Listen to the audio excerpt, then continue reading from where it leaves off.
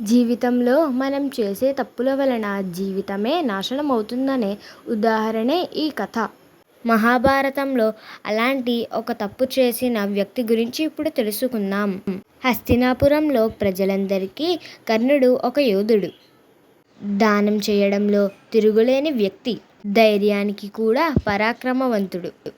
కానీ అతి నమ్మకం ఉండడం వలన తన జీవితమే నాశనం చేసుకున్నాడు. దుర్యోధనుణ్ణి అతిగా నమ్మడం వల్ల తన జీవితం నాశనం చేసుకున్నాడు. అయితే మీకు ఇక్కడ ఒక ప్రశ్న రావచ్చు. అతిగా నమ్మడం తప్పా? కాదు. అతిగా నమ్మడం వలన తన చేసిన తప్పులేమిటో ఇప్పుడు తెలుసుకుందాం. దుర్యోధనుడు కర్ణుడికి రాజ్యం మరియు గౌరవం ఇచ్చాడు. ఇచ్చిన రాజ్యం కోసం కర్ణుడు జీవితాంతం అతని పక్షాన్నే నిలబడ్డాడు. దుర్యోధనుడు ద్రౌపదిని అవమానించినా, పాండవులను అన్యాయం చేసినా కేవలం తన స్నేహం కోసం మౌనంగా ఉన్నాడు. ఇంత జరిగిన తర్వాత కూడా సాక్షాత్తు శ్రీకృష్ణ పరమాత్ముడు స్వయంగా కర్ణుడిని కలిశాడు.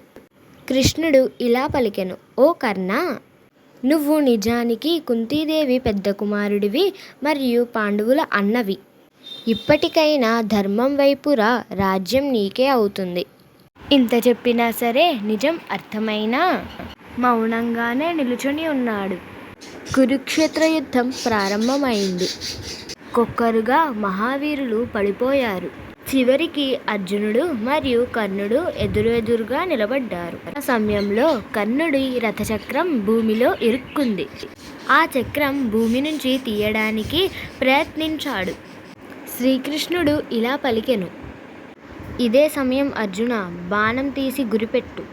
కృష్ణుడు చెప్పిన విధంగానే అర్జునుడు బాణం వదిలాడు. ప్రపంచంలోనే గొప్పవాడైన కర్ణుడు ఒక్కసారిగా నేల కొరిగాడు.